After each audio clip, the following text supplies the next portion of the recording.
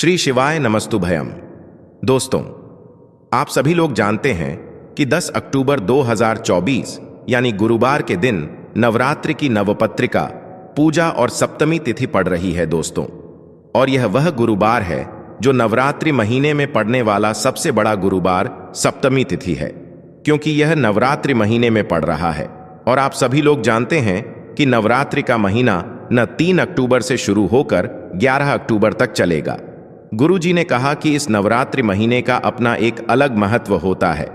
नवरात्रि महीने में आपके मां दुर्गा इस धरती पर आते हैं, और अगर हम उनको प्रसन्न करने के लिए कोई भी उपाय करते हैं तो वह आपसे प्रसन्न हो जाते हैं।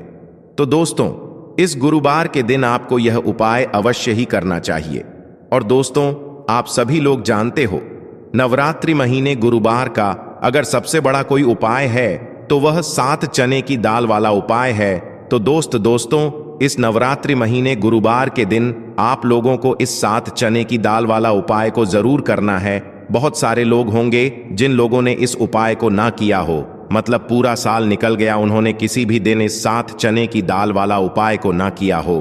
पर दोस्तों, आपके पास एक आखिरी मौका बचा हुआ है, जो कि 10 अक्टूबर नवरात्रि महीने गुरुवार के दिन है।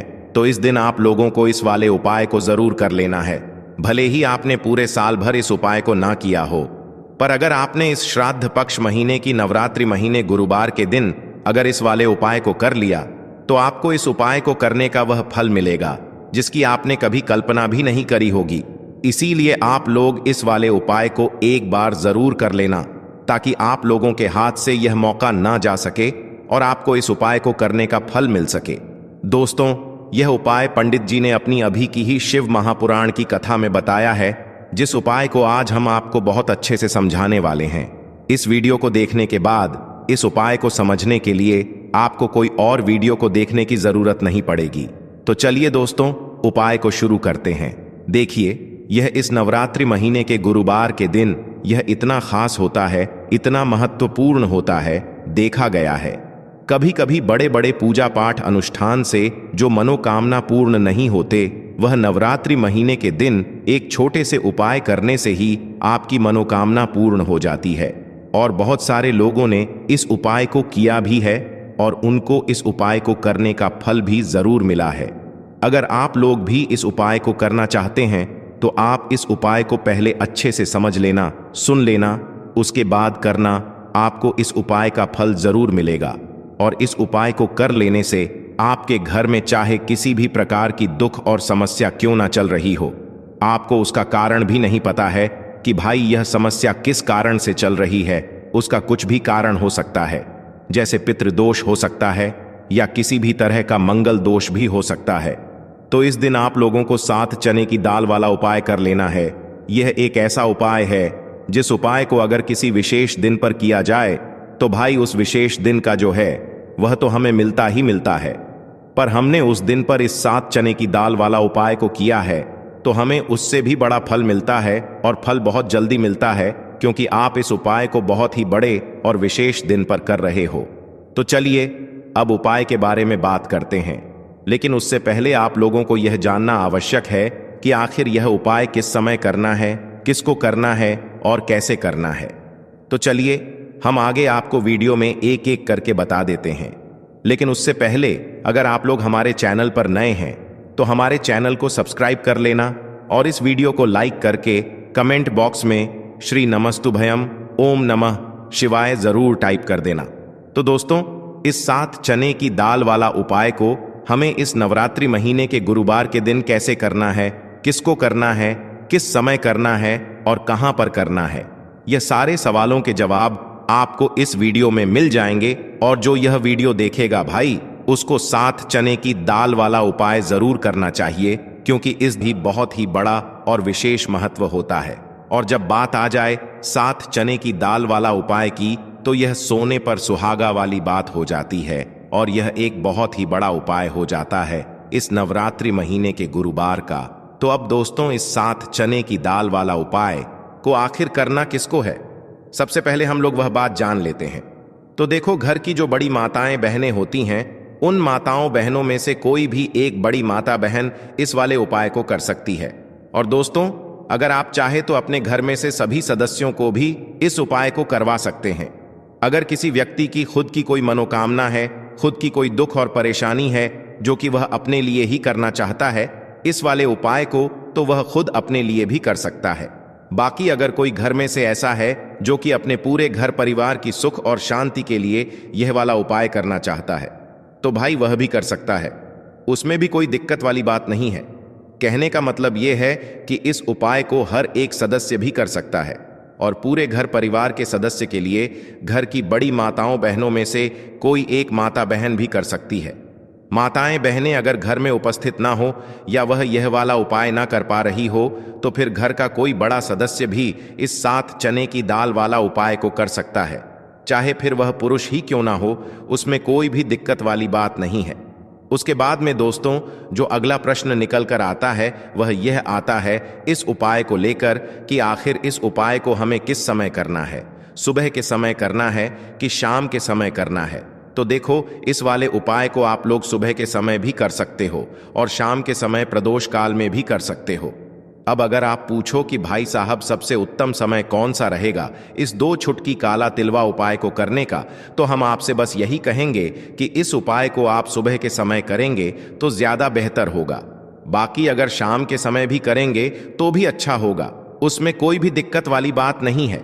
तो अब दोस्तों जो अगली सबसे बड़ी और महत्वपूर्ण बात आती है वह यह आती है कि सुबह अगर हम उपाय को करेंगे तो हमें कितने बजे से ले कितने बजे तक के बीच में करना है, और शाम के समय प्रदोष काल में करेंगे तो हमें कितने बजे से लेकर कितने बजे के बीच में करना है। तो देखो, सुबह जितनी जल्दी हो सके आप उपाय को करने की कोशिश करना। बाकी अगर किसी कारणवश लेट भी हो जाओ, थोड़ी देर भी हो जाए, तो 10 या 11 बजे तक भी आप उपाय कर लेना, पर 12 बजे से ज्यादा देर ही ना हो, ठीक है? इस बात का ध्यान रखना। उसके बाद में दोस्तों अगर शाम के समय प्रदोष काल की बात करें, प्रदोष काल का जो समय है होता है वह शाम के 6 बजे से शुरू हो जाता है। मतलब शाम के 6 बजे से लेकर 7 बजे के बीच का जो समय होता है यह समय प्रदोष काल का समय होता है। इस उपाय को 7 बजे या 8 बजे के बीच में भी कर सकते हो। मतलब शाम के 6 बजे से रात 8 बजे के बीच में आप कभी भी इस वाले उपाय को कर सकते हो, उसमें कोई भी दिक्कत वाली बात नहीं है दोस्तों। अब देखिए, अगर किसी व्यक्ति से नाराज हो जाएं, किसी घर से नाराज हो जाएं, तो होता क्या है कि घर में धन से जुड़ी समस्याएं आने लगती हैं। पैसे को लेकर उस घर के लोग बहुत परेशान रहते हैं जहां पितरे नाराज हो। इसीलिए हमेशा अपने पितरों को आपको प्रसन्न रखना है, जिससे कि पितरों की आत्मा को शांति मिले और वह हमेशा आपको आशीर्वाद दें। अब यह जो नवरात्रि के दिन होते हैं, इन दिनों में जब आप यह उपाय करेंगे जो हम आपको बताने वाले हैं, गौ माता से जुड़ा हुआ उपाय है। देखिए, गौ माता के अंदर हमारे पितरों का ही वास माना जाता है। गौ माता हो गई, कुत्ते हो गए हैं ना, पेड़ों में बरगद का पेड़ हो गया, पीपल का पेड़ हो गया, इन सभी में हमारे पितरों का वास माना जाता है। पक्षियों में कौवा हो गया जिसके अंदर हमारे पितरों का वास माना जाता है। तो ऐसा समझ लीजिए कि जब भी जीवन में दुख बढ़ जाएं, कष्ट बढ़ जाएं, धन को लेकर आप परेशान रहने लगे, कर्जे जैसी समस्याएं जीवन में बढ़ रही हैं, आपके घर में संतान को लेकर बहुत दुख है, आप अपने घर के लड़ाई झगड़े से परेशान रहते हैं, घर में कोई ना कोई झगड़ा करता ही रहता है, आप सोच सोच कर परेशान रहते हैं कि कैसे घर में शांति आएगी, कैसे से घर में सुख समृद्धि आएगी। अब यह समझ लीजिए कि अगर घर में लगातार झगड़ा लड़ाई यह चीजें आपको देखने को मिल रही हैं, घर में आपके कोई भी व्यक्ति सुखी नहीं है, कर्जा घर में लोगों के सर पर है, तो पितृ आपके कहीं ना कहीं नाराज हैं। देखिए, पितृदोष जब घर में होता है ना, तो ऐसा नहीं कि आपको देखने से पितृदोष दिखेगा, इसका आप अंदाजा लगा सकते हैं घर में होने वाली घटनाओं से। जैसे कि खाना आप खाते हैं या घर का कोई भी सदस्य खाना खाता है, अगर उस खाने में कहीं ना कहीं बाल निकलता है ना, या वह खाना गिर जाता है खाते खाते, तब भी आपके घर में पितृदोष है, यानी पितृ आपके नाराज हैं। साथ ही साथ अचानक से घर में दुर्घटनाएं हो रही हैं, पितृ आपके नाराज हैं। अब जो उपाय आपको बताने वाले हैं, इस उपाय को कर लीजिए, पितृ भी प्रसन्न और धन को लेकर तो कभी आपको परेशान होना ही नहीं पड़ेगा। चलिए बात कर लेते हैं पहला वाला उपाय में, जो कि पितरों को प्रसन्न करने के लिए है और घर में स्थिर लक्ष्मी के वास के लिए। मतलब कभी आपके घर में ऐसा नहीं होगा कि आज पैसा आ रहा है और कल पैसा नहीं आ रहा है। ऐसा बहुत सारे घरों में होता है कि पैसा आता है तो रुकता नहीं है, और अगर पैसा रुकता है तो फिजूल खर्ची बहुत होती है, धन की बर्बादी बहुत होती है, जिससे कि घर के सदस्य बहुत ही परेशान रहते हैं। अब ज्यादातर लोग की यह समस्या होती है कि धन की बर्बादी हो रही है और घर में पैसा नहीं रुक रहा है। अगर आपके साथ भी ऐसा है तो बिल्कुल से आपको यह उपाय सुनना चाहिए और इसे नवरात्रि में जरूर करना चाहिए। देखिए आपको यहां पर क्या करना है कि, तो चलिए दोस्तों जान लेते हैं गुरुदेव द्वारा बताए गए सबसे पहले और खास उपाय के बारे में। देखिए दोस्तों, गुरुदेव ने बताया है कि गुरुवार के दिन किया जाने वाला यह सबसे खास और सर्वश्रेष्ठ उपाय है। दोस्तों अब देखिए, अगर किसी व्यक्ति से नाराज हो जाएं, किसी घर से नाराज हो जाएं, तो होता क्या है कि घर में धन से जुड़ी समस्याएं आने लगती हैं। पैसे को लेकर उस घर के लोग बहुत परेशान रहते हैं जहां पितृ नाराज हो। इसीलिए हमेशा अपने पितरों को आपको प्रसन्न रखना है, जिससे कि पितरों की आत्मा को शांति मिले और वह हमेशा आपको आशीर्वाद दें। अब यह जो पितृपक्ष के दिन होते हैं, इन दिनों में जब आप यह उपाय करेंगे जो हम आपको बताने वाले हैं, गौ माता से जुड़ा हुआ उपाय है। देखिए गौ माता के अंदर हमारे पितरों का ही वास माना जाता है। गौ माता हो गई, कुत्ते हो गए हैं ना, पेड़ों में बरगद का पेड़ हो गया, पीपल का पेड़ हो गया, इन सभी में हमारे पितरों का वास माना जाता है। पक्षियों में कौवा हो गया, जिसके अंदर हमारे पितरों का वास माना जाता है। तो ऐसा समझ लीजिए कि जब भी जीवन में दुख बढ़ जाए, कष्ट बढ़ जाए, धन को लेकर आप परेशान रहने लगे, कर्जे जैसी समस्याएं जीवन में बढ़ रही हैं, आपके घर में संतान को लेकर बहुत दुख है, आप अपने घर के लड़ाई झगड़े से परेशान रहते हैं, घर में कोई ना कोई झगड़ा करता ही रहता है, आप सोच सोच कर परेशान रहते हैं कि कैसे घर में शांति आएगी, कैसे से घर में सुख समृद्धि आएगी। अब यह समझ लीजिए कि अगर घर में लगातार झगड़ा लड़ाई यह चीजें आपको देखने को मिल रही हैं, घर में आपके कोई भी व्यक्ति सुखी नहीं है, कर्जा घर में लोगों के सर पर है, तो पितृ आपके कहीं ना कहीं नाराज हैं। देखिए पितृदोष जब घर में होता है ना, तो ऐसा नहीं कि आपको देखने से पितृदोष दिखेगा, इसका आप अंदाजा लगा सकते हैं घर में होने वाली घटनाओं से। जैसे कि खाना आप खाते हैं या घर का कोई भी सदस्य खाना खाता है, अगर उस खाने में कहीं ना कहीं बाल निकलता है ना, या वह खाना गिर जाता है खाते खाते, तब भी आपके घर में पितृदोष है, यानी पितृ आपके नाराज हैं। साथ ही साथ अचानक से घर में दुर्घटनाएं हो रही हैं, पितृ आपके नाराज हैं। अब जो उपाय आपको बताने वाले हैं, इस उपाय को कर लीजिए, पितृ भी प्रसन्न और धन को लेकर तो कभी आपको परेशान होना ही नहीं पड़ेगा। चलिए बात कर लेते हैं पहला वाला उपाय में, जो कि पितरों को प्रसन्न करने के लिए है और घर में स्थिर लक्ष्मी के वास के लिए। मतलब कभी आपके घर में ऐसा नहीं होगा कि आज पैसा आ रहा है और कल पैसा नहीं आ रहा है। ऐसा बहुत सारे घरों में होता है कि पैसा आता है तो रुकता नहीं है, और अगर पैसा रुकता है तो फिजूल खर्ची बहुत होती है, धन की बर्बादी बहुत होती है, जिससे कि घर के सदस्य बहुत ही परेशान रहते हैं। अब ज्यादातर लोग की यह समस्या होती है कि धन की बर्बादी हो रही है और घर में पैसा नहीं रुक रहा है। अगर आपके साथ भी ऐसा है तो बिल्कुल से आपको यह उपाय सुनना चाहिए और इसे पितृपक्ष में जरूर करना चाहिए। देखिए आपको यहां पर क्या करना है कि, तो चलिए दोस्तों जान लेते हैं गुरुदेव द्वारा बताए गए सबसे पहले और खास उपाय के बारे में। देखिए दोस्तों, गुरुदेव ने बताया है कि गुरुवार के दिन किया जाने वाला यह सबसे खास और सर्वश्रेष्ठ उपाय है। 7 चने की दाल लेनी है। देखिए आप 7 चने की दाल भी ले सकते हैं या फिर 11 भी ले सकते हैं, 21 या फिर 108 चने की दाल भी ले सकते हैं। यदि आप 21 चने की दाल लेते हैं तो यह आपके उपाय के लिए अत्यधिक सर्वोत्तम होता है। तो इस प्रकार से आप कम से कम 7 चने की दाल ले सकते हैं और अधिक से अधिक आप 108 चने की दाल ले सकते हैं। अब देखिए इसी के साथ में आपको मात्र 1 लोटा शुद्ध जल लेना होगा, तांबे के पात्र के अंदर अपने ही घर से, और साथ ही में आपको मात्र 1 से 2 गू के टुकड़े भी लेने हैं। देखिए गुरुवार का दिन भगवान महादेव को समर्पित होता है। आपको यह जो सारी सामग्रियां हैं इन्हें लेकर पहुंच जाना है भगवान शिव के मंदिर में। इस उपाय को आप सुबह से लेकर के शाम तक किसी भी समय में कर सकते हैं, लेकिन यदि आप शाम के समय इस उपाय को करते हैं तो यह उपाय आपके लिए और अधिक सर्वोत्तम होता है। तो यदि आपको प्रदोष काल के समय में समय मिल जाता है तो फिर आप प्रदोष काल में भी कर सकते हैं, या फिर आप पूरे ही दिन में किसी भी समय इस उपाय को कर सकते हैं। देखिए, शिव मंदिर पहुंचने के बाद सबसे पहले तो आपको दक्षिण दिशा में बैठ जाना है। उत्तर दिशा की तरफ आपको अपना मुख कर लेना है। लेकिन यदि शिवालय में भीड़ है, शिव मंदिर में भीड़ है, तो फिर आप किसी भी दिशा में बैठकर इस उपाय को कर सकते हैं। तो देखिए, सबसे पहले आपके पास जो गुड़ के टुकड़े हैं, जो आप गुड़ के टुकड़े लेकर के आए थे, उन्हें आपको शिवलिंग के सामने ही जो आपके पास एक लोटा जल है, उस पात्र में आपको यह गुड़ के टुकड़े डाल देना है। इसी के साथ में आप जो चने की दाल लेकर के आए थे, चाहे आप 7 चने की दाल लेकर के आए हैं, 11 21, जितने भी आप चने की दाल लेकर के आए हैं, इस चने की दाल के ऊपर आपको जो आपके पास गुड़ वाला जल आपने तैयार किया है, इसमें से थोड़ा सा जल आपको इस चने की दाल पर डाल लेना है।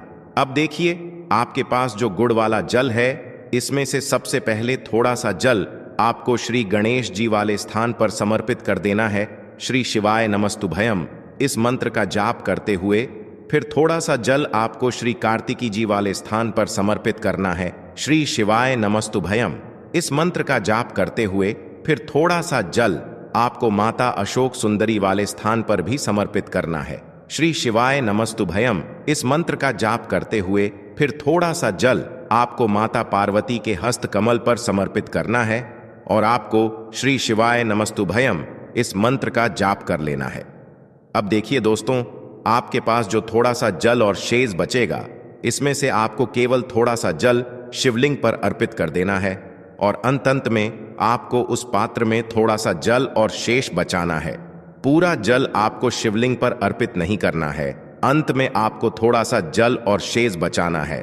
अब देखिए, आप जितनी भी चने की दाल लेकर के आए हैं, अगर आप 7 चने की दाल लेकर के आए हैं तो आपको 7 बार श्री शिवाय नमस्तुभयम इस मंत्र का स्मरण कर ले हैं। यदि आप 11 चने की दाल लेकर के आए हैं तो फिर आपको 11 बार इस मंत्र का जाप करना है। जितनी भी चने की दाल लेकर के आए हैं, उतनी बार आपको श्री शिवाय नमस्तुभयम इस मंत्र का जाप करना है और फिर आपको यह जो चने की दाल है, इसे शिवलिंग के ऊपर ही समर्पित कर देनी है। लेकिन आपको यह चने की दाल बृहस्पति शवर महादेव का स्मरण करते हुए ही शिवलिंग पर अर्पित कर देनी है और आपको अपनी मनोकामना को भी बोल देनी है। आपकी जो भी मनोकामना है, चाहे वह धन प्राप्ति को लेकर हो, नौकरी से संबंधित हो, विवाह से संबंधित हो, या फिर आपके मकान जमीन जायदाद से संबंधित हो, चाहे गृह क्लेश से संबंधित हो, या फिर किसी भी प्रकार की जो मनोकामना है, उसे आपको बृहस्पति शवर महादेव से परिपूर्ण करने की प्रार्थना कर लेनी है। और इसके बाद आपके पास जो पात्र के अंदर थोड़ा सा से जल और बचा हुआ था, इसे भी आपको धीरे धीरे भगवान शिव की शिवलिंग पर ही अर्पित कर देना होगा। श्री शिवाय नमस्तुभयम इस मंत्र का जाप करते हुए पूज्य गुरु जी कहते हैं कि 10 अक्टूबर पितृपक्ष गुरुवार के दिन जो भी व्यक्ति इस प्रकार से यह चमत्कारिक उपाय कर लेता है, तो उसकी जो मनोकामना है वह भगवान लक्ष्मी नारायण की कृपा से तथा महादेव की कृपा से बहुत ही जल्द परिपूर्ण हो जाती है। जो भी व्यक्ति 10 अक्टूबर नवरात्रि गुरुवार के दिन शहद और बेलपत्र का या चमत्कारिक उपाय कर लेता है, तो उसके जीवन के जो सारे संकट है वह महादेव और भगवान विष्णु की कृपा से निश्चित ही समाप्त हो जाते हैं और इसकी जो मनोकामना है वह बहुत ही जल्द परिपूर्ण हो जाती है। तो दोस्तों, यह थे पूज्य गुरु जी द्वारा बताए गए कुछ बहुत ही खास उपाय। अगर आपको जानकारी अच्छी लगी हो तो वीडियो लाइक करिएगा। मिलते हैं फिर एक नए वीडियो के साथ। श्री शिवाय नमस्तुभयम।